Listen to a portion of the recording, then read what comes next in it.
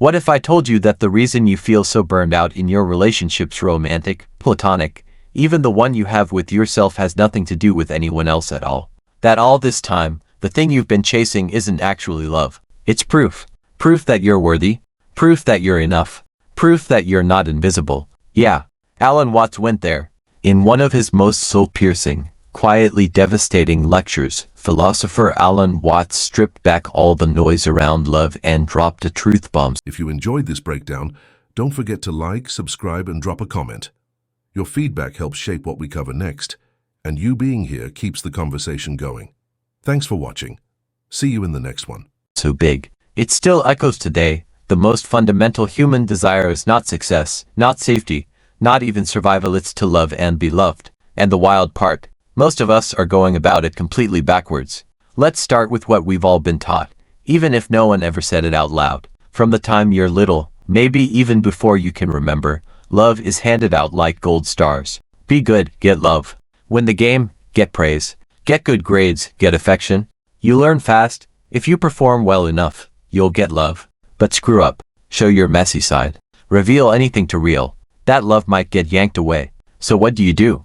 You hustle, you polish, you put on the best version of yourself like an outfit. You trade in bits of your soul just to feel seen. That's conditional love. And according to Watts, it's a trap almost all of us fall into without even realizing it. He doesn't say it in a judgmental way either. There's no "you're doing it wrong" energy. It's more like, look around. Everyone's doing this dance. We perform, we please, we contort ourselves into someone lovable, because somewhere along the way, we picked up the belief that we're not lovable just as we are. And what's worse, we start doing it to others too. We love based on how much someone gives us, impresses us, makes us feel secure. If they slip, we recoil. If they stop performing, we drift. But here's the kicker, love that depends on conditions. That's not love. That's a contract. Watts pulls back the curtain on this whole act and basically says, you're not supposed to earn love. You're supposed to be it. Love isn't something you bargain for. It's something that flows through you. And this is a big if you're at peace with yourself. If you don't need to prove your worth every 5 minutes. Now think about how different that is from the way we usually approach relationships. So many people are out here looking for a partner to validate them, to save them, to fix them. But what happens when you build a connection on desperation instead of authenticity? It cracks. Every small conflict feels like a threat. Every shift in attention feels like rejection. You end up exhausted, disappointed, and wondering why no one seems to get you. Watts says it's because the love we're trying to get is coming from a place of emptiness, not fullness. We're asking someone else to fill a hole that only we can heal. And no matter how hard we try, transactional love, I'll love you if you love me back just the right way, just doesn't last. Because humans change, circumstances shift, beauty fades, status crumbles. If your love is built on any of that, you're building sandcastles at high tide. This might sound bleak, but Watts doesn't leave you hanging. His point isn't give up on love, it's stop looking for it out there and find it in here, inside yourself. Because love, the real kind, the expansive, unconditional kind, starts with being okay with yourself, not the highlight reel version, the full mess. He makes it sound almost like a paradox. You can't really love someone else until you've loved yourself. Not in the self-help, bubble bath kind of way, but in the I see myself fully, and I'm still here kind of way. When you stop needing validation to feel worthy, you stop treating love like a currency. You're not begging for scraps of affection, you're showing up whole, and letting love spill out of you naturally. Imagine what that kind of relationship looks like. Two people who don't need each other to survive, but choose to grow together. No control, no clinging, just presence, freedom, space. You love someone not because they check a list or complete you, but because you are love and they are too. And before you start thinking that sounds too poetic to be real, Watts would say, why shouldn't it be? Why do we accept transactional love as the default, and call the real thing unrealistic? Maybe we've been sold the wrong blueprint from the start. He talks a lot about how society rewards performance. You succeed, you get praise. You struggle, you get ignored or worse, pitied. That conditioning runs so deep, we don't even realize it's affecting our relationships. You feel like you have to be a certain weight, earn a certain amount, achieve a certain goal before you're allowed to feel loved. But Watts flips it. None of that is required. You're already enough, already worthy, already connected to something so vast and real. You don't need to chase love, you just need to remember it. And when you do, Everything changes. You stop overanalyzing every text message. You stop twisting yourself into a version of someone lovable. You stop trying to control the people you love out of fear they'll leave. Instead, you start seeing people, not for what they can give you, but for who they are. You stop demanding that they fix your loneliness, and instead meet them in the wholeness of your own presence. Watts paints this picture of love as an energy that flows naturally when you're not grasping, not performing, not pretending. When you're fully present with yourself, love isn't something you give or get, it's something you are. And the people around you feel that. They're drawn to it. Because who wouldn't want to be around someone who isn't trying to get anything from them? This kind of love doesn't bind, it frees. It doesn't suffocate, it breathes. It doesn't demand, it invites. And in a world full of chase and performance, that kind of love feels radical. So here's the real question. What would your life look like if you stopped trying to earn love and started being it? What would change if you weren't constantly bracing for someone to pull their affection away the moment you showed your flaws? What would it feel like to sit with yourself, in your rawest form, and not flinch? Because that's where it begins. Not in the swipe right, performance-heavy, panic texting chaos we've all been trained to accept, but in silence, in stillness, in self-acceptance. And let's be real, this isn't easy. If it were, we'd all be walking around like enlightened gurus in yoga pants, radiating unconditional love 24/7. But the truth is, it's hard. Sitting with yourself is uncomfortable. Dismantling years of conditioning takes time. Choosing not to chase love the way you've always been told to. That takes guts. But Watts says it's worth it. Because once you stop needing love from outside to feel okay inside, you start to experience connection in a whole new way. Not as a transaction, but as a gift. Not as a fix, but as a reflection. And yes, maybe that's the biggest twist of all. That the love you've been desperately trying to find in others has been waiting for you inside yourself this whole time. So no, this isn't some sappy motivational moment. It's a challenge. A call out. A gentle but firm invitation to quit chasing validation like a hamster on a wheel and start sitting with yourself. Really knowing yourself. Loving the parts of you that don't make the highlight reel. Because until you do that, love will always feel like something you're chasing, instead of something you're made of. Watts leaves us with this almost poetic image. Love, real love, isn't earned. It's remembered. It's what's left when you stop trying so hard. When you finally exhale. When you finally believe you're already enough. So take the risk. Stop performing. Let yourself be loved without the mask. And if no one's told you today, you're already it. You're already love. Now go share it. And hey, if this hit a little too close to home, drop a comment. I want to know what part of this cracked you open a little. Or a lot. And if you're into stories that unravel the myths we've been told about love, success, and self-worth, subscribe. There's plenty more where this came from. Because we're all just trying to remember what we already are. Might as well do it together. Alright, let's keep going because we're not done unraveling this yet.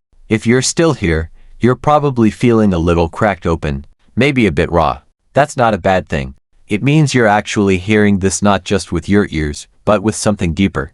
The part of you that knows you've been chasing love like a mirage, only to watch it disappear the second you think you've caught it. That knowing, that's the real you.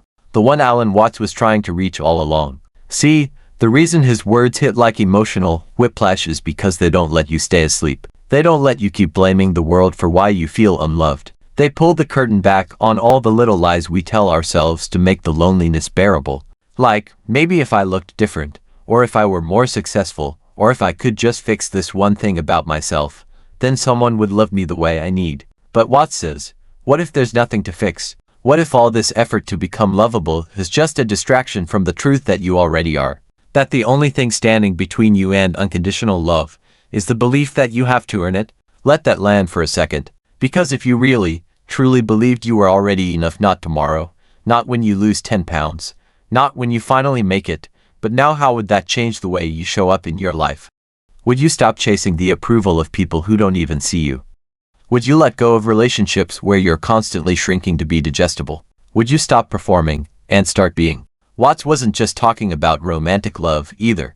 This goes way beyond couples therapy or soulmate memes. He was talking about the human condition. The way we all ache to be known fully, deeply, without conditions. To be seen in our most unfiltered form and still feel chosen. But instead of believing that's possible, most of us settle for crumbs, for conditional affection, for people who love the version of us we project, but not the full picture. And the price of that? Exhaustion, emotional whiplash, A kind of soul-deep loneliness that no amount of likes or attention can fix. You ever sit in a room full of people who like you, but still feel completely alone? That's what Watts is talking about. When we seek love from a place of emptiness, even when we get it, it never satisfies. It's like drinking salt water to quench your thirst. But when you flip the script, when you stop trying to get love and start being it, you become something magnetic. Not in a try-hard, performative way, but in that quiet, grounded presence that people can't quite put their finger on. Because they can feel it. You're not demanding anything from them. You're not asking to be saved. You're just their real, whole, enough. It's rare. And that's why it's powerful. Now, here's where it gets really interesting. When you start living from that place of self-love and inner peace, not perfectly, but intentionally, you start to see love everywhere. In the smallest things. A look from a stranger. The way the sun filters through the window. A moment of stillness in the chaos. Because love, as Watts describes it, isn't limited to romance or family or friendships. It's the essence of being.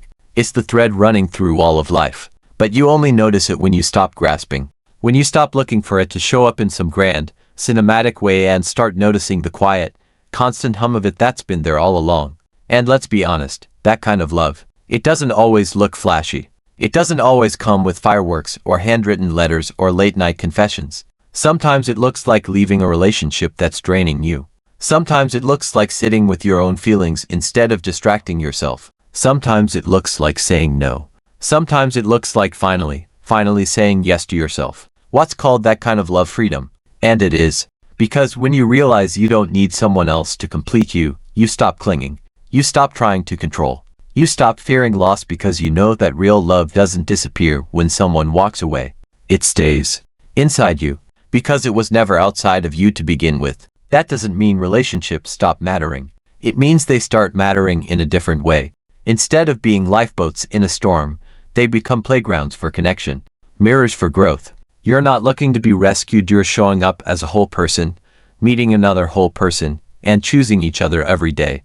Not because you need to, but because you want to. That's the kind of love that doesn't cage you, it expands you. And yet, we resist this. Why? Because letting go of the fantasy of being saved is terrifying. It means giving up the idea that one perfect person, one perfect job, one perfect moment is going to finally make us feel okay. That's the lie most of us were raised on. The movie script, the fairy tale. But Watts wasn't interested in fairy tales. He was interested in truth. The kind that feels uncomfortable before it feels freeing. He reminds us, love is not a prize you win. It's a presence you become. And once you do, it radiates. Quietly, powerfully, unshakably. So now the question becomes, what's stopping you? Is it the fear that if you stop performing, no one will stick around? Is it the voice in your head that says you're only lovable when you're useful or impressive? Is it the grief of realizing how many years you spent contorting yourself for approval? Whatever it is, acknowledge it. Hold it gently, but don't let it keep running the show. Because your soul is not a product to be marketed. You are not a checklist. You are not an audition. You are love, already. And the moment you stop trying to prove your worth is the moment you start living from it. Maybe that means taking a break from dating and learning to be okay alone. Maybe it means calling someone and apologizing not to get something, but just to release the weight. Maybe it means finally putting down the phone, closing the tabs, and just being with yourself for 5 minutes without trying to improve or distract or escape. Whatever it looks like, start there. Start now. Because the truth is, no one's coming to hand you love like a trophy.